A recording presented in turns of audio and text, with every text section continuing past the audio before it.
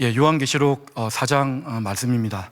우리 요한계시록 4장 말씀은 우리 연초에 예배는 저항이다 라는 제목으로 우리 담임 목사님께서도 말씀하셨고, 예배에 관한 참 좋은 말씀인 것 같습니다. 오늘 이 말씀 여러 번 보신 분들도 계실 텐데, 말씀을 통해서 또 교훈과 또 하나님께서 주시는 음성을 듣는 복된 시간 되기를 간절히 바랍니다. 오늘 제목은 하늘에 열린 문이라는 제목으로 함께 말씀을 나누도록 하겠습니다. 요한계시록 말씀을 볼 때 우리가 크게 전제로 삼아야 될 것이 한 3가지 정도 있습니다. 어떤 것이냐면, 첫 번째가 요한계시록은 묵시문학입니다. 묵시문학이라는 게 무엇이냐면, 어떤 부분에서는 숨겨야 될 곳이 있고 또 어떤 부분에서는 밝히 드러내야 될 부분이 있습니다.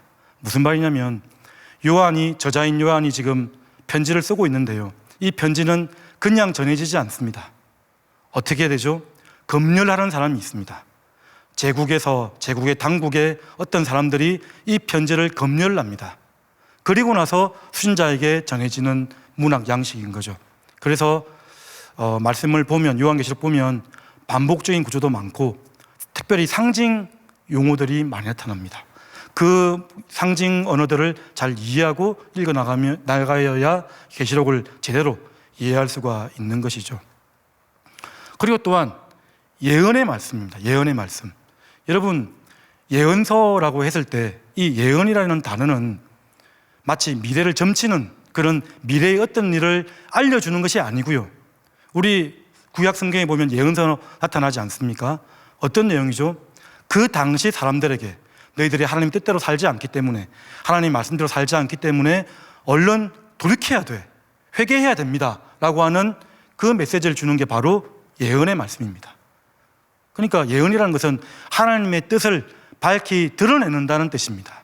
이 자리에 오신 분들은 예언이라는 말을 할 때, 특별히 성경에 있는 예언이라는 말을 할 때 미래의 일들만 나타나는 것이 아니라는 것을 정확히 아시기 바랍니다. 그래서 예언의 은사라고 하면 보통 목사님들에게는 당연히 필요한 은사라고 할 수 있죠. 왜냐하면 미래의 어떤 일들을 알기 위한 그런 것이 아니고요, 바로 하나님의 말씀을 온전히 밝히 드러내 보이는 일들이기 때문에, 그리고 그 말씀을 듣고 우리는 돌이켜야 되고 회개해야 될 것을 보여주기 때문에 우리 특별히 말씀 선포자들에게는 예언의 은사가 중요한 것이죠. 요한계시록은 묵시문학이며 예언서이다. 그리고 또 하나는 편지입니다. 편지. 1차적으로는 7교회, 요한이 7교회에게 편지한 내용이다. 그래서 계시록을 읽어나갈 때 요한의 상황, 저자 요한의 상황, 밤모섬에 유배되어져서 검열되어져서 전해지는 그런 상황들, 그리고 수신자의 그 7교회의 극심한 핍박과 고난 가운데 있는 상황들, 역사적, 문화적, 정치적 상황들을 다 고려하며 읽어야 되는 것이 바로 요한계시록이라고 할 수가 있습니다. 자, 그래서 이 요한계시록은 예언서, 묵시문학, 편지이다. 그래서 어떤 신약학자가 있습니다. 포이스레스라는 신약학자가 있습니다. 건강한 신약학자인데, 그분이 이 계시록을 설명할 때 그림책같이, 그러니까 요한계시록을 너무 연구하려고 하지 말고 그림책같이 쭉 읽어나가라. 요한계시록은 읽어나가는 책입니다. 그러니까 여러분들이 요한계시록을 너무 연구하려고 하지 말고 처음에는 쭉 읽어나가야 되는 것이죠. 그러다 보면 수수께끼 같이 이렇게 말하는 것이 아니고, 요한계시록을 다 읽고 나면 요한계시록이 어떤 책입니까? 물어보면 하나님이 분명히 승리하신답니다, 이 한마디로 답변할 수가 있고요, 우리가 하나님을 보아야 됩니다, 이런 답변을 할 수도 있습니다. 주님은 마땅히 찬양 받으실 분입니다, 이런 메시지를 얻기도 하는 것이죠. 자, 그래서 요한계시록 말씀, 오늘 4장의 말씀인데요, 4장, 5장은 하나님 중심으로 하나님의 시선으로 올라가서 요한계시록을 또 관통하는 그런 말씀이라고 할 수 있습니다. 오늘 예배의 말씀 쭉 살펴보면서 어떤 의미로 나타나는지 나누도록 하겠습니다. 1절에 보시면 219예라고 되어 있죠. 219예. 219라는 것은 시간적 순서로 정해진 것이 아니고요, 이 다른 부분에도 보면 알겠지만 땅의 일을 설명하다가 천상의 일을 설명하는 장면의 전환을 가리키는 표시라고 할 수 있습니다. 이 일 후에 내가 보니 하늘에 열린 문이 있는데, 하늘에 열린 문이 있다고 했습니다. 오늘 제목과도 같은데 하늘에 하나님께서 열어놓으신 문이 있다라고 설명을 합니다. 이 하늘에 열린 문에 대해서는 구약 성경, 신약 성경 곳곳에 표시되어져 있습니다. 맨 먼저는 야곱이 돌베개를 베고 잤을 때에 하나님의 임재가 나타나죠. 그러면서 하늘에서부터 사닥다리가 나타나서 천사들이 오락내리락 하는 모습을 보게 됩니다. 그래서 야곱이 뭐라고 고백을 했죠? 이곳이 바로 하나님의 집이요 하늘의 문이로다 했던 말씀이 나타납니다. 하나님의 통로 되는 문, 야곱이 극심한 고난 가운데 있을 때에 하나님께서 열어놓으신 문을 발견하게 된 것이죠. 그래서 이 하늘에 열린 문은 바로 하나님의 부르심을 통해서 하나님의 시선으로 고달픈 인생, 환난과 불공평함과 억울함, 이런 일들 가운데 있는 세상 사람들 앞에 하나님의 시선으로 바라보라는 초대라고 할 수 있습니다. 초대. 하늘에 열린 문.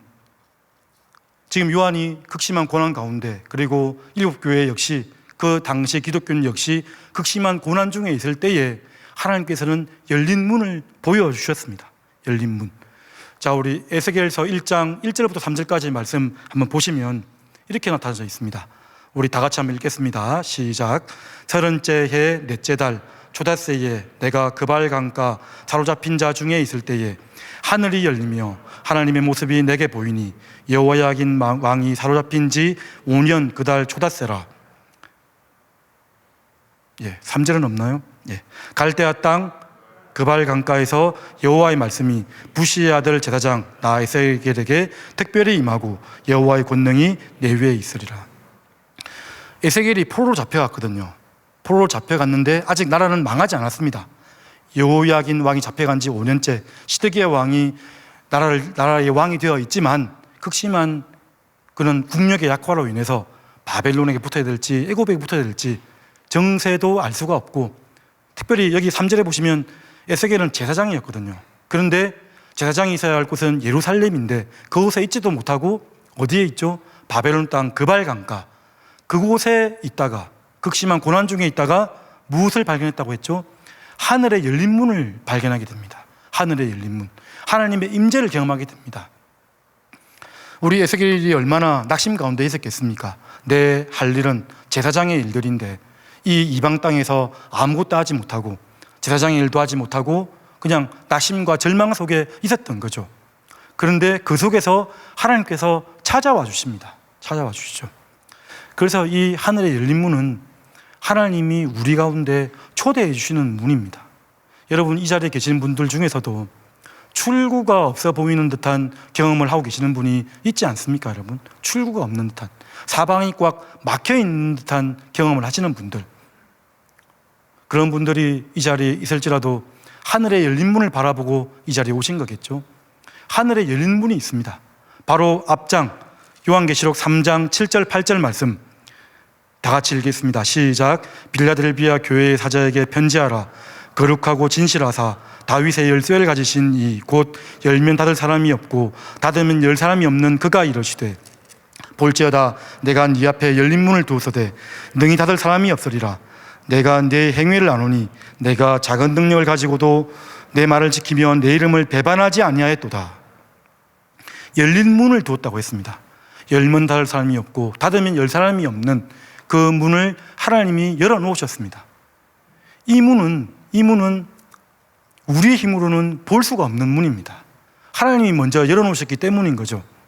하나님께서 우리에게 초대하시는 문인데요, 돈 없이 값 없이 목마른 자들은 다 내게로 오라 했던 그 하나님의 신비로운 초대. 그래서 내 방식과 내 힘으로 꽉 잡혀있는 사람들에게는 이 하늘의 열린 문을 볼 수가 없습니다. 알 수가 없는 문인 거죠. 하늘의 열린 문. 온전히 나의 모든 것을 내려놓고 나의 의를 내려놓고 나의 불쌍히 여김을 기대하면서 나아갔을 때에야 이 자리에 계신 여러분들처럼 하늘의 열린 문으로 하나님의 임재가 있을 것을 확신합니다. 하나님의 초대에 반응하는 것, 그것이 무엇이죠? 예배입니다. 예배. 하나님의 초대에 반응해서 합당한 영광을 올려드리는 것, 그것이 바로 예배라는 거죠. 자, 1절 그래서 계속 보시면 내가 들은 바 처음에 내게 말하던 나팔 소리 같은 그 음성이 이르되 이리로 올라오라. 이후에 마땅히 일어날 일들을 내가 네게 보이리라 하시더라. 여러분, 이 시간에, 이 금요기도의 시간에 하나님의 찾아오심을 경험하는 복된 시간이 되기를 바랍니다. 하나님은 우리의 인생 가운데 참 갈 곳 없고 기댈 곳 없는 고달픈 인생 가운데 찾아오십니다. 하나님의 신방이라는 얘기 들어보셨죠, 여러분? 하나님의 신방. 하나님은 우리가 먼저 하나님 찾은 것이 아니고 우리를 이 자리로 이끌려 주셔서 하늘의 열린 문을 통해서 우리에게 한량없는 위로와 은총으로 보여주실 분이시라는 것을 우리에게 나타내 주시는 것이죠. 이리로 올라오라. 하나님의 초대에 합당한 반응이라고 할 수 있습니다. 우리는 올라가야 됩니다. 올라가야 됩니다. 이 땅의 문제에 매몰되어 있는 것이 아니고 하늘의 시선으로, 하나님의 시선으로 이 땅의 문제를 바라볼 때 그 문제가 이제 조금씩 한 걸음씩 해결을 받게 되는 것을 오늘 본문 말씀에서 말씀하고 있다는 것입니다. 2절 말씀 보겠습니다.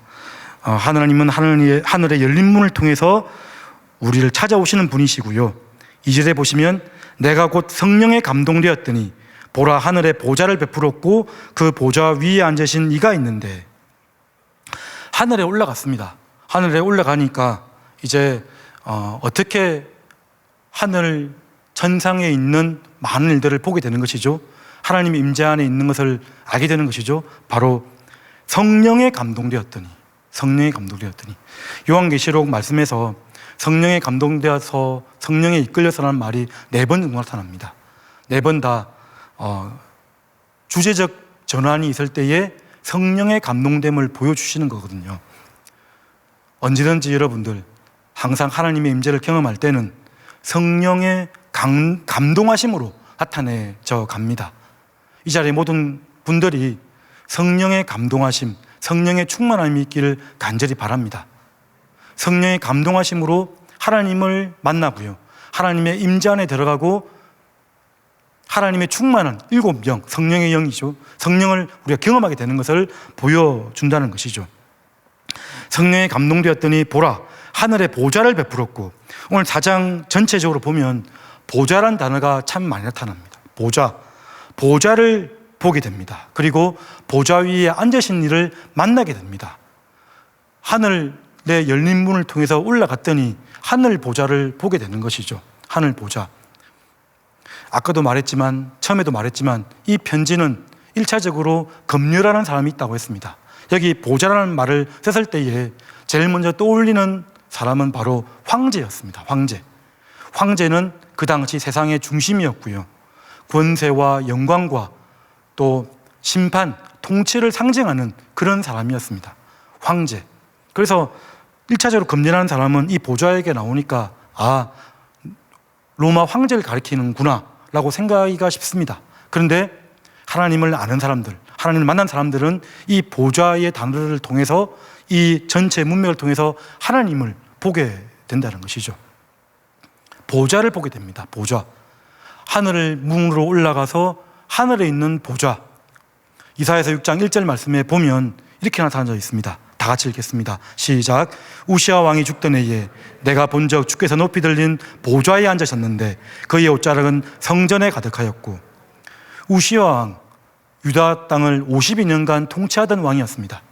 그 당시도 격변하던 시대였거든요. 그때는 아수르에게 지배를 받지 않을까, 아주 아람 땅과의 전쟁이 있지는 않을까, 그런 때였습니다.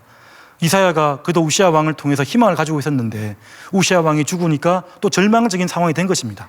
그럴 때에 하나님은 또 찾아오시는 거죠. 하늘의 열린 문을 통해서 우리에게 보여주시고 보좌를 보여주시는데, 그 보좌의 옷자락 끝이 어디에 걸려있다고 말씀하셨죠? 성전에 걸려있다고 말씀합니다. 그 당시에 예루살렘 성전도 그렇게 작은 크기가 아니었을 겁니다. 그런데 하나님의 임재를 바로 만나니까 이 예루살렘 성전조차 하나님의 그 보좌 앞에 앉아 있는 하나님의 형상의 끝자락, 옷자락밖에는 안 되는 그런 크기였다. 그 환상을 통해서 하나님의 크심과 위대하심, 장엄하심을 경험하는 것이죠. 하나님이 얼마나 크신 분인지, 우시아 왕이 이 땅을 다스리는 것이 아니고 또 아수르 왕이 다스리는 것도 아니고요. 다른 어떤 왕에게 권세가 있는 것이 아니라 바로 역사의 주권자, 이 세상을 통치하시고 다스리는 분은 바로 하나님이시다라고 설명하는 것이 바로 보좌를 우리가 보게 되는 것이고 하나님의 임재를 경험하는 것이라는 것을 우리에게 나타나는 것입니다. 하나님은 엄청나게 크신 분이시죠. 오늘 말씀에 보면 24장로들이 나타나는데 그 당시 로마 황제에도 24 호위대장들이 있었다고 합니다. 호위대장. 얼마나 권세가 컸는지 왕을 호위하는 대장만 24명이 항상 따라다녔습니다. 엄청난 권위였죠. 근데 오늘 천상의 예배를 보니까 24장로들이라고 하면 상징적인 언어라고 할 수 있죠. 구약의 12지파, 또 신약 12제자, 하나님의 백성을 상징하는 완전수입니다. 완전수 24. 성경에는 이렇게 요한계시록에는 특히나 숫자로 이렇게 상징되는 표시를 많이 하는데요. 어떻습니까, 여러분? 2가 나타나면 2명이라고 하면 증인의 수고요. 3이라고 하면 어떤 수죠? 하늘의 수, 하늘의 수. 땅이라고 하면 어떤 수입니까? 4는 땅의 수죠. 땅에 있는 동서남북 모든 필요세계를 상징할 때 4를 표현합니다. 7은 다 아시죠? 7은 완전수. 그래서 7이라는 숫자가 많이 나타나죠, 지금 요한계시록에 보면. 그리고 7보다 하나 모자란 6은 어떤 숫자죠? 불완전수. 그러니까 666이라고 하면 정말 불완전의 불완전을 가리키는 그러한 수라고 할 수 있는 것입니다. 불완전수. 10은 어떤 숫자죠? 10은 그 당시 문화 속에서 이 땅에서의, 이 세대에서의 완전한 수, 이 땅에서의 완전한 수이기 때문에 한계가 있는 것입니다. 한계가 있는 것. 여기 앞절 말씀에 보면 서머나 교회에 보면 너희가 10일 동안 환난을 받으리라. 내가 죽도록 충성하라. 그리하면 생명의 면류관을 내게 주리라. 10일 동안 환난을 받는다는 것은 이 땅에서의 완벽한 듯이 보이는 극심한 환난을 받게 된다는 겁니다. 근데 끝은 있다는 거죠. 10은 완벽해 보이지만 완전하진 않는, 완성되진 않는 수이기 때문에 그렇습니다. 13장쯤 보면 열불 나타나잖아요. 열불 역시 10이라는 숫자, 하나님을 모방하려는 사탄, 짐승들의 불완전한 수를 가리킨다고 할 수 있는 것이죠. 한때, 두때, 반때, 42달, 다 7의 반 정도 되는 숫자입니다. 7의 반 정도 되는 숫자, 완전하지 않은 한계가 있는 숫자들, 그런 상징된 숫자들의 의미를 파악하면 계시록을 더 쉽게 알아가는 것이죠. 24장로들이 하나님을 경배하고 찬양하고 그러한 모습들이 오늘 이 본문 말씀에 나타나져 있습니다. 3절에 보시면 앉으신 이의 모양이 벽옥과 홍보석 같고 또 무지개가 있어 보좌에 둘렸는데 그 모양이 녹보석 같더라. 벽옥과 홍보석은 대제사장의 훈패에 있는 아주 값비싸고 고귀한 그런 금속입니다. 그 값비싼 것들을 이렇게 표현함으로써 하늘의 예배, 신비롭고 아름다운 하늘 예배를 지금 소개하고 있다는 것입니다. 무지개가 또 나타납니다. 무지개는 무엇이죠? 무지개라는 것은 여러분 많이들 아시는 바와 같이 다시는 홍수로 세계를 물로 심판하지 않겠다는 하나님의 약속의 표시입니다.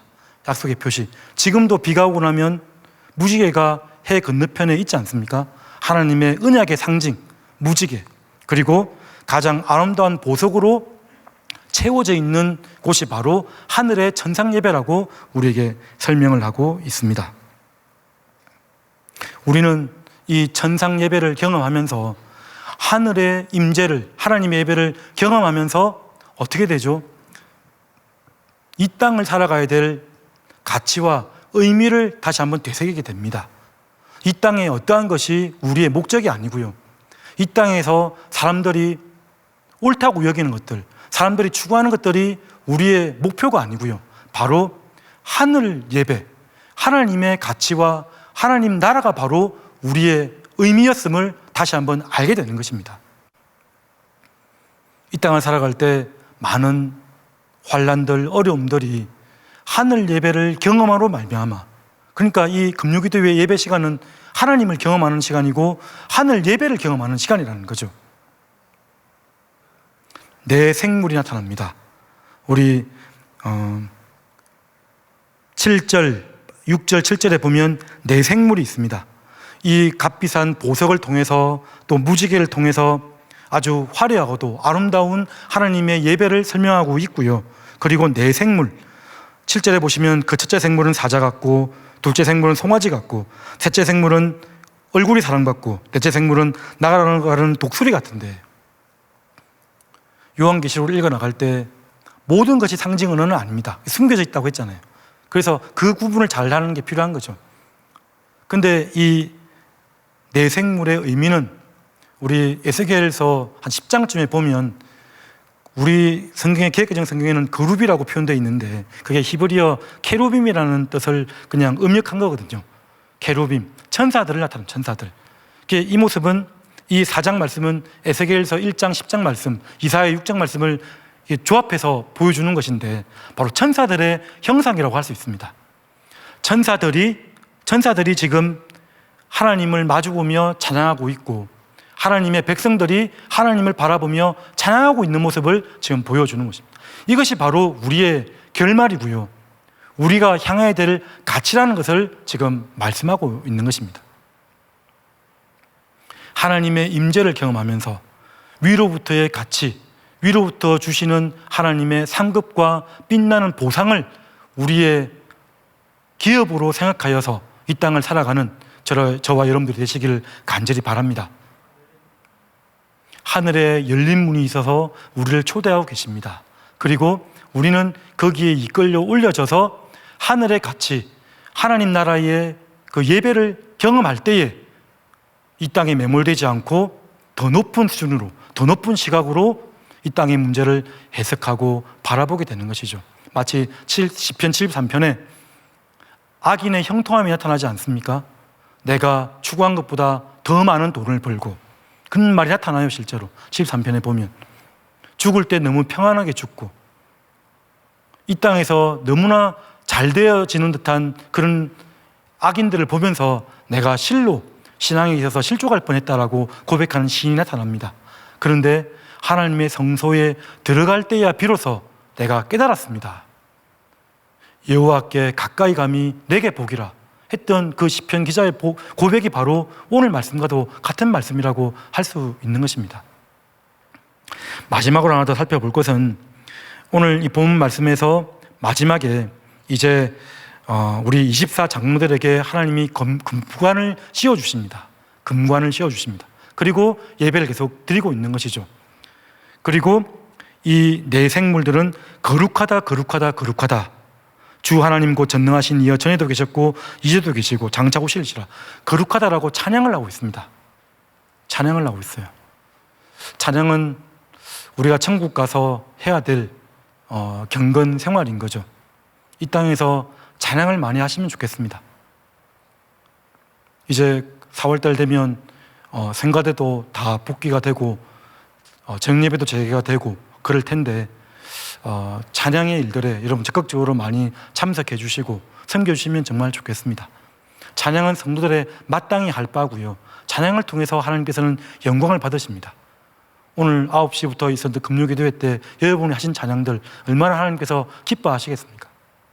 자, 근데 찬양하는 이 내용 중에서 무엇을 찬양하죠? 거룩하다, 거룩하다, 거룩하다. 하나님의 거룩하심을 이렇게 찬양하고 있습니다. 거룩하심이라는 게 어떤 것이죠? 이 원어의 뜻은 분리되어지다, 차단되어지다, 구별되어지다. 우리 인생과는, 사람과는 감히 범접할 수 없는 그런 수준의 하나님의 그런 완전한 속성을 보여주는 것인데요. 근데 이 거룩함을 우리가 공부를 할 때, 연구를 할 때, 지금 우리 아침마다 매일 성경 말씀을 읽고 있잖아요. 거룩함의 속성을 들여다보면 거룩함이라고 하면 그럴 것 같습니다. 마치 잘라내어서 마치 이거 아니면 저거, 이쪽은 거룩한 쪽이고 이쪽은 부정한 것이고 뭐 그런 일로 우리가 많이 이해할 수가 있을 것 같습니다. 근데 말씀을 자세히 읽어보면 어떻습니까? 속죄제 제사를 레위기 4장만 쭉 읽어보더라도 하나님은 어떤 분이시죠? 거룩한 하나님은 동일하게 또 긍휼이 많으신 분입니다. 자비로우신 분이시죠. 네가 제사 드릴 때에 힘이 미치지 못하면 가난하다는 거죠. 형편이 지금 아주 부족하다는 겁니다. 소나 양이나 염소를 드려야 되는데 그러지 못하면 집비둘기나 산비둘기라도 드려서 속죄제의 제사를 드려라. 하나님이 교제하고 싶은 마음을 표현하는 것이죠. 그리고 그것도 힘이 미치지 못하면 뭐라고 하죠? 고운 가루 10분의 1이라도 가져와서 식물이라도 가져와서 내 앞에 와서 제사를 드려라. 하나님은 우리의 인생의 연약함들, 부족함들, 없는 여러 가지 한계들을 다 아시는 것이죠. 예수님은 결코 이 땅에 있을 때에 우리의 육신의 배고픔과 어려움들을 간과하지 않으셨습니다. 우리의 모든 형편을 알고 계시면서 우리를 이끌고 가시는 분이시죠. 그러면서 또 거룩함을 얘기할 때 어떻습니까, 여러분? 진 안에는 깨끗하다고 생각할지 모르겠고 할 수가 있고요. 진 밖은 부정하다고 생각할 수도 있습니다. 근데 속죄제 말씀에 보면 기름과 피를 드리고 나서 남은 그 제물의 모든 것은 진 밖으로 버리는데 그 진 밖으로 버리는 것을 뭐라고 했냐면 정결한 곳에다가 버려라고 말을 합니다. 그게 무슨 말이죠? 그런 말인 것 같아요. 쓰레기는 어디에 있을 때 거룩하다고 할 수 있는 것이죠? 쓰레기통에 있을 때 거룩하다고 할 수 있습니다. 있어야 될 자리에 있을 때에 거룩하다고 할 수가 있는 것이죠. 있어야 될 곳에 있는 곳. 그래서 거룩함을 볼 때, 생각해 볼 때, 거룩함을 묵상해 볼 때, 하나님께서 원하시는 내 자리에 있는 것이 바로 거룩함이구나. 여러분이 있는 그 자리, 여러분이 있어야 될 자리. 이제 코로나 더 완화가 되고 예배의 회복을 우리가 얘기할 때 여러분이 있어야 될 자리에 나오시면 좋겠습니다. 예배 자리뿐만 아니죠. 여러분이 있는 일터의 자리, 하나님이 있어야 될 자리라고 하면 있는 것이죠. 그 자리에서 하나님의 거룩함을 드러내고 하나님의 형상을, 하나님의 성품을 보여주는 것입니다. 성경에서 부당한 정권, 아합 정권에서 헌신하였던 오바댜가 있지 않습니까? 오바댜. 그가 있어야 될 자리는 그 정부 안이었고요. 엘리야는 밖에서 하나님을 섬기는 자리가 자신이 있어야 될 자리였던 거죠. 거룩한 자리. 거룩이 바로 그런 것을 설명한다고 할 수가 있습니다. 거룩하다, 거룩하다, 거룩하다. 그래서 이 거룩하다라고 찬양하고 나서 이 금관을 받은 24장로들이 마지막에 어떻게 하죠? 10절, 11절 말씀에 보면 24장로들이 보좌에 앉으신 이 앞에 엎드려 세세토록 살아계신 이에게 경배하고 자기의 관을 보좌 앞에 드리며 이르되 우리 주 하나님이여 영광과 존귀와 권능을 받으시는 것이 합당하오니 주께서 만물을 지으신지라 만물이 주의 뜻대로 있었고 또 지으심을 받았나이다 하더라. 자기의 관을 어떻게 했다고 나와 있죠? 보좌 앞에 드렸다라고 설명을 하고 있습니다.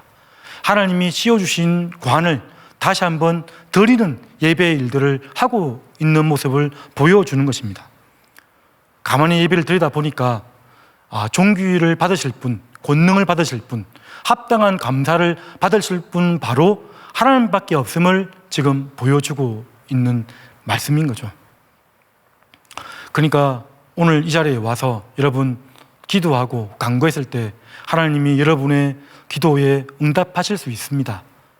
들어주실 것입니다. 들어주시고 해결해 주시고 이뤄주시고 그러면 우리가 금관을 써도 되는 줄 압니다. 처음에는 우리의 노력과 애씀으로 이렇게 기도했으니까 이렇게 와서 하나님을 찬양했으니까 하나님이 들어주시는구나, 하나님이 이루어주시는구나. 그런데 더 깊이 묵상하고 예배 드리다 보면 그게 아니라는 거죠. 그게 아니고 정말 금관을 받으실 분은 하나님밖에 없구나 라는 것을 알게 되는 것이 천상의 예배의 결론입니다.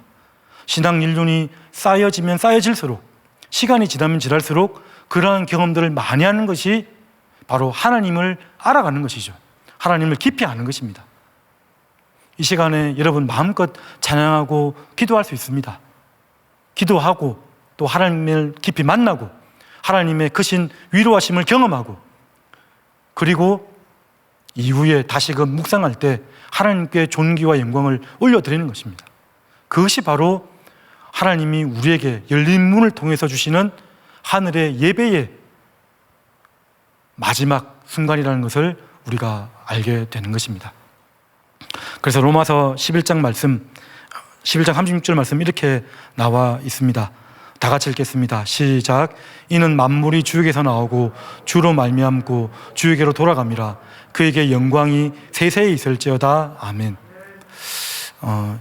알파와 오메가 되신 하나님께서 그분이 시작하셨고 이루어 놓으셨고, 그리고 이 과정을 거치게 하시고, 그러므로 말미암아 하나님의 절대 주권 속에서 하나님의 다스리심을 인정하면서 우리는 하나님의 그런 일들에 순복하게 되는 것입니다.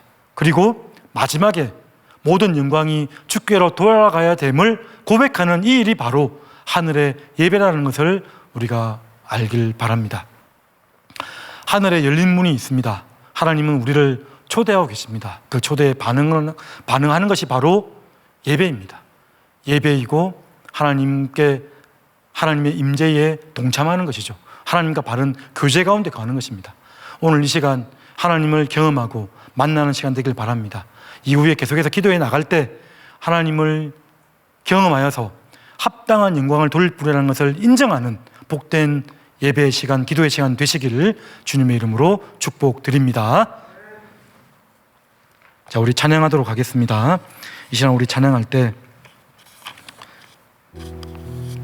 시선이라는 제목, 시선 아시죠? 대개로부터 눈을 들어 하늘을 바라볼 때 다 같이 찬양하겠습니다.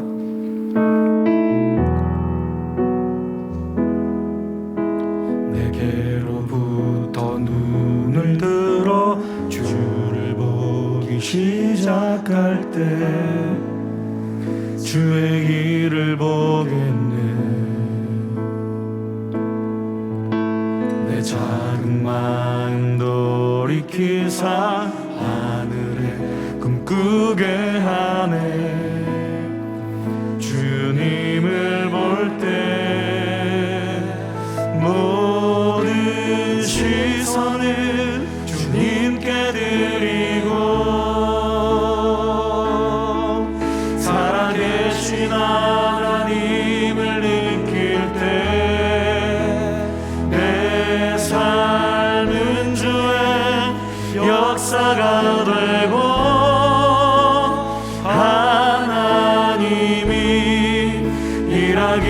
시작하네. 성령이 나를 변화시켜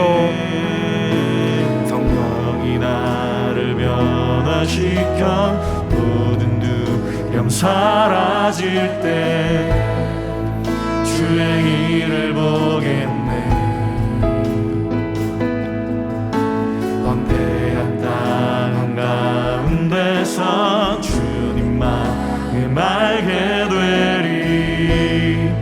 주님을 볼 때 모든 시선을 주님께 드리고 전능하신 하나님을 느낄 때 세상은 주의 나라가 되고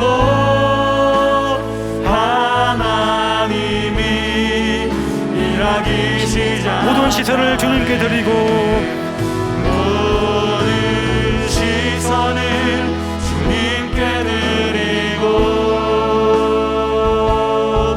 살아계신 하나님을 느낄 때 내 삶은 주의 역사가 되고